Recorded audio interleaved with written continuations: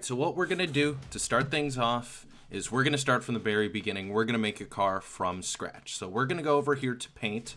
I'm going to grab the car template from the member site. So we're going to paint the Audi TCR, and we're going to download the brand new car template that's here. That's just going to go there. So after you've extracted everything, this is what you'll see when you'll open up the Photoshop file, which is in. You'll see this new folder, which we touched on previously, as well as the usual two folders here. So what we're going to do, we're going to go down here, and I'm going to pick an example paint scheme just to kind of show the two different materials we're going to be working with, which are matte and chrome. Go through here. We're going to go with this one just because I think it works a little bit better. So we're just going to yank that out, and we're just going to delete all these car patterns here. We don't care about that. All right, so we're going to turn all this off. This is what the base template of an iRacing car would generally look like. So all of this here, what we're going to do is we're going to pull off car details. We're going to turn off the pit box, and this is all that's here. We have this base color here, but since we're using a built-in iRacing template, we're not even going to use that. So we're going to trash that. So what we're going to do is we're going to go in here, and we're just going to split the colors away from the different parts there so that we can isolate the two parts of the car that we're going to be painting, be it the top being matte and the bottom being chrome. So when you're doing this on your own paint, you'll want to separate out the parts that you want to be different materials. So you want to separate out the parts of the car that are going to be chrome, the parts of the car that'll be matte, etc., etc., for all the different material types. That's why we're doing it this way. I'm separating it out red, green, and blue just because those are the different parts of the car which will have different materials. So that's just kind of the idea behind it. Okay, so we have our three layers separate here. So we have the red of the scheme on one layer, the green of the scheme on another layer, and the blue of the scheme on another layer. So what we want to do first is save this as, well, a paint scheme. So we're going to go in here. We're going to save it as the usual. So we're going to, so as you can see there, this is the file that we downloaded. I'm just going to save it in here. We'll do my usual settings. So just my paint scheme. And save it as a Targa. Bring this over really quick.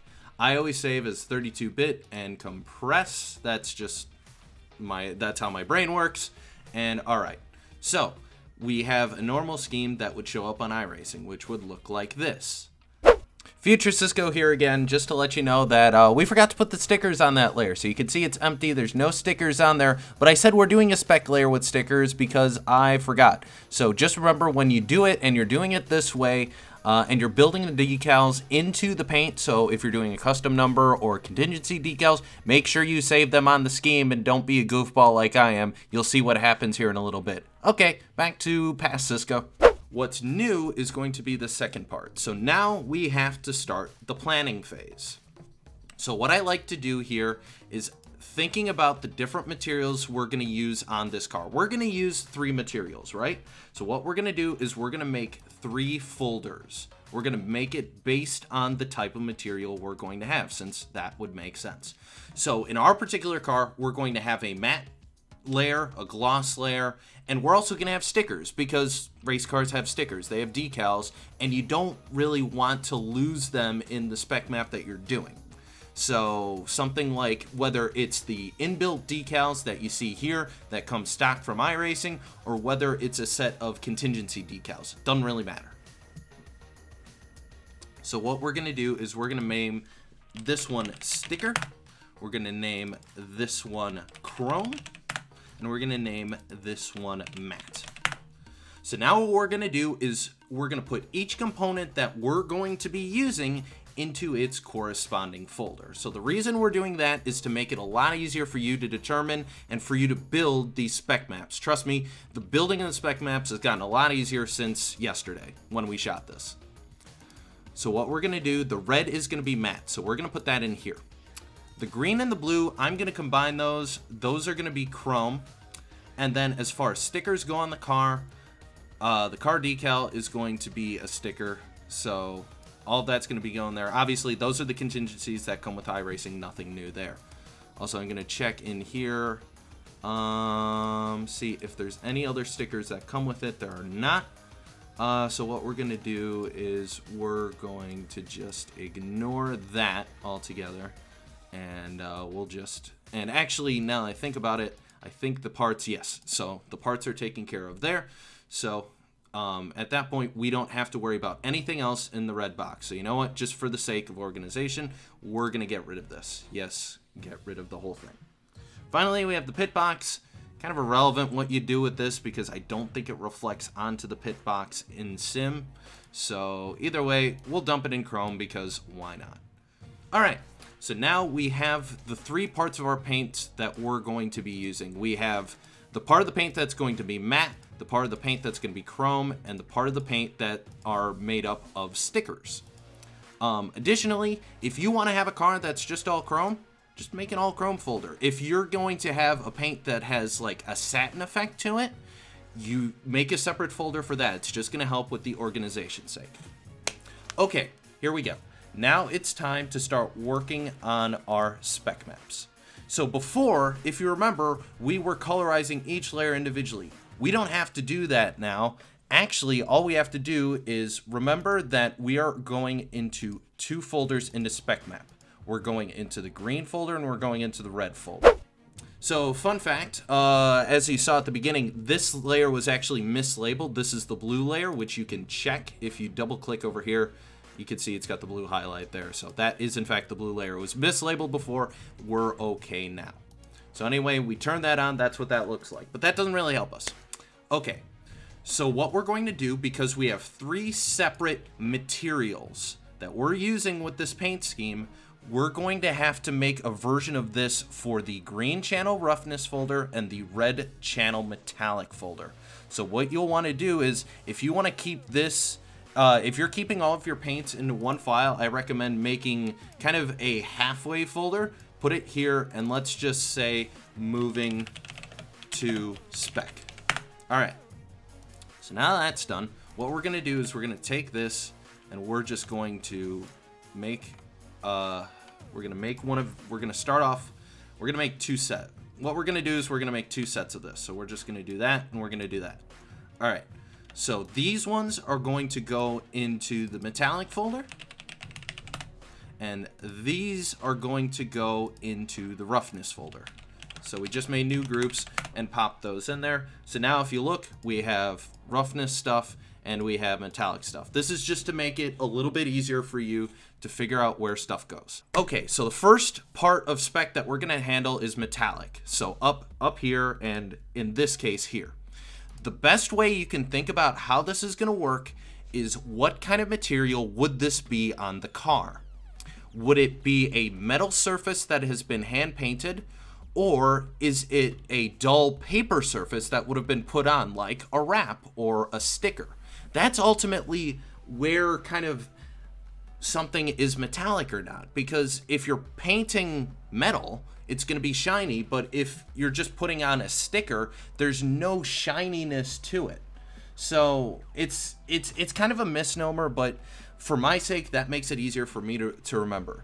And the quickest way to do this, because we're just making simple matte and simple chrome, your sticker and your matte are going to be on the left side. As we can see from the chart, if you remember from the longer video, the left side is non-metallic, the right side is metallic, and that's dictated by the 0 and the 1. So what we're going to do is we're just going to take the sticker and matte, since they're both going to do that, we're going to take this and we're just going to color overlay this, and we're just going to turn it all black. So what we're going to do is just go here, turn that to 0.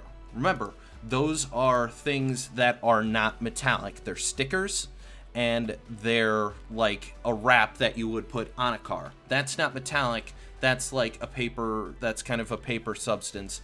Either way, if you think about it that way, it makes it a little bit easier. Obviously, there are shiny wraps out as well, but for this case, we're just doing like a matte wrap. So what we're going to do is we're going to duplicate that. So we're going to copy that layer style, and we're going to put it onto sticker. Now remember, the green and blue layers, those are going to be chrome. And chrome is a metal type paint. And ultimately, you want it to be metallic. So what we're going to do is we're going to go to chrome, and we're just going to color overlay this white. Because, well, it's going to be chrome. Like we said, the way I did the color range is going to be a little wonky, but just hang tough. Okay, so metallic stuff is done. So all we have to do now, see the car, it looks like this. All you have to do is rasterize, just merge this entire group together so it pulls all this drop down together. So we have merge group, and merge group. All right, so we have the black stickers, you can see switching there because those are going to be black. We have the black matte kind of wrap layer that's going to be on the top. And we have the white chrome, which is going to be the green part of our scheme here. And then all we have to do is take this, open up our red channel here, and I would recommend putting this below parts because remember, parts are going to be a little bit different. Okay, second part of this scheme. We have the roughness. Now, when we mentioned that this is something you can experiment with, that is absolutely the case. If we look at the chart here, look at the kind of the different materials we could have. On the left side, we have chrome. That's obviously chrome since we're dealing with metallic. On the right side, we have a metallic matte. So this would be one of those wraps. So this would be a paint that doesn't have any gloss in it, but is still on a metallic surface. On the bottom side here, you see non-metallic, but honestly, be more concerned about this, I would say, if you're dealing with paint stuff. So either way, for more advanced stuff, just play with it. But for what we're doing, where we're making all the way chrome, all the way matte, all we have to, and then the sticker layers, all we have to do at that point is worry about the 3 values. So all the way matte is going to be 1, all the way chrome is going to be 0, and stickers are going to be 0.37 because that puts us kind of somewhere near the reflectivity of what the stickers are in real life. So the same thing here. Remember, this is inverse of the RGB of the graph we just had. So before, things that were more dull were towards black. Now that's going to be flipped. So anyway, what we're going to do is we're going to go for the sticker first. We're going to color overlay. We're going to take this to 37%. There you go. Just like that. Color overlay, 37%. Chrome, obviously we want it to be very metallic. So it's going to be jet black. So we'll go in here and we'll say go all the way to 0. And then this we want to be matte. So we're going to color overlay this. I'm on the wrong thing. We're going to color overlay this all the way white because we want it to be matte as according to our chart here. So, okay. Once again, same thing, merge your groups.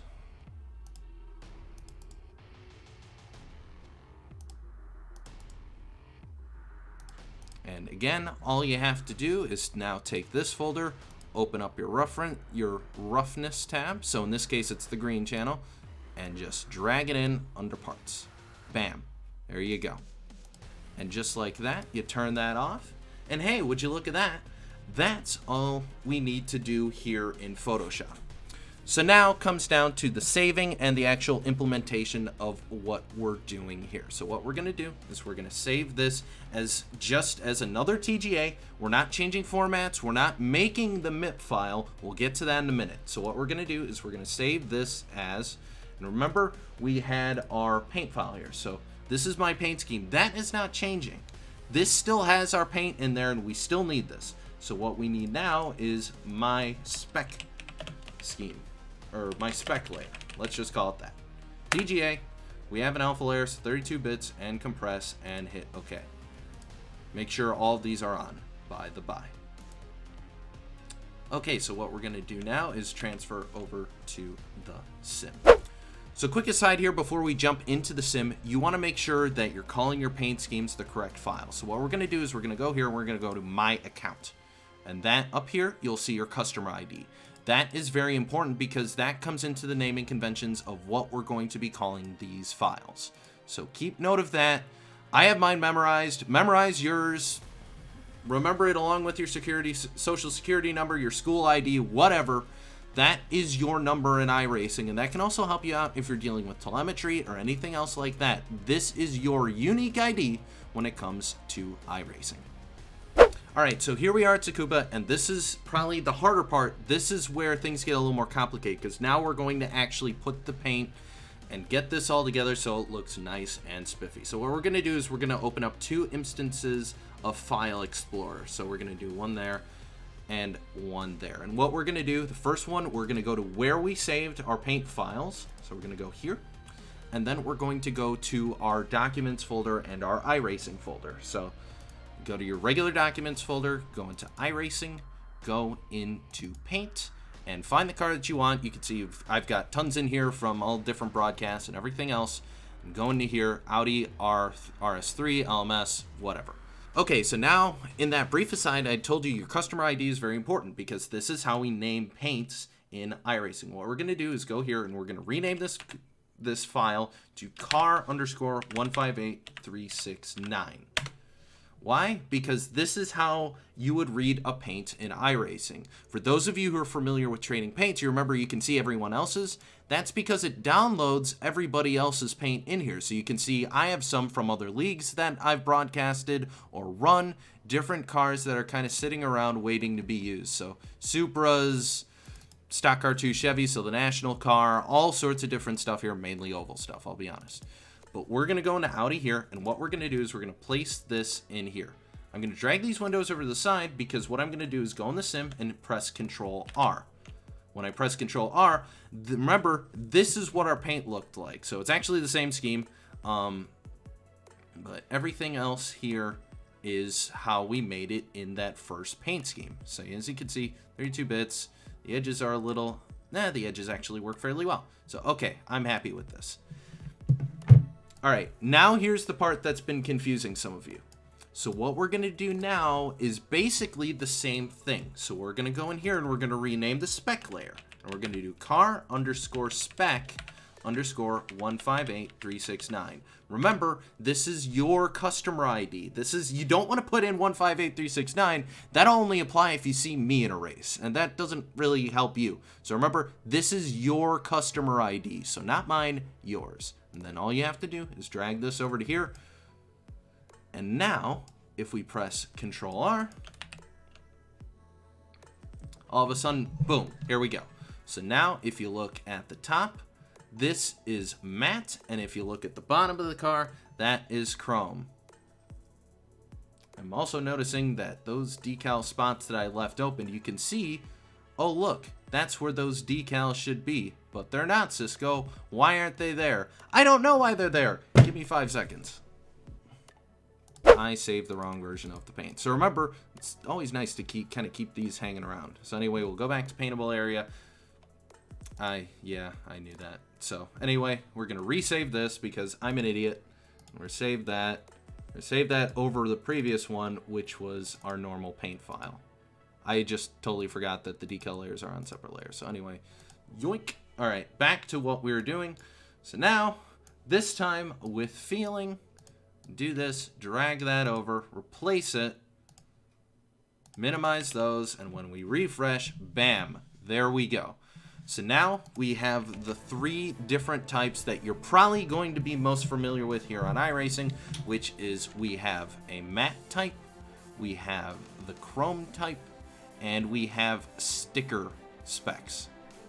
Future Cisco here one last time just to say I hope this helped for some of you who were kind of confused and a little overwhelmed with the long form video. This one's a little more simple, but again, as we alluded to in the long form video, don't hesitate at just stopping with these 3 materials. There are so many different options. You can make them more satin based or more metallic or more glossy, or who knows, there's so many different options that you can do with the spec layer settings here on iRacing. So I'll let you, all the artists out there, get to working on that.